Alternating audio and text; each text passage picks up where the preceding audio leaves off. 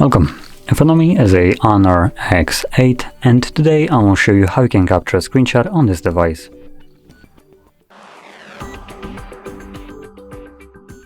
So to get started, all you need to do is open up content that you wish to capture. I'll be using home screen as an example for this, so it's already open and visible on my end. Just make sure that your content is also visible on your screen that you want to capture, obviously. From there, all you need to do is hold power key and the volume down at the same time. You'll have this pop up. It gives you two options: swipe up to share and swipe down to capture a scrollable screenshot, which on the home screen won't be accessible, but in places like settings where you can scroll down, should be.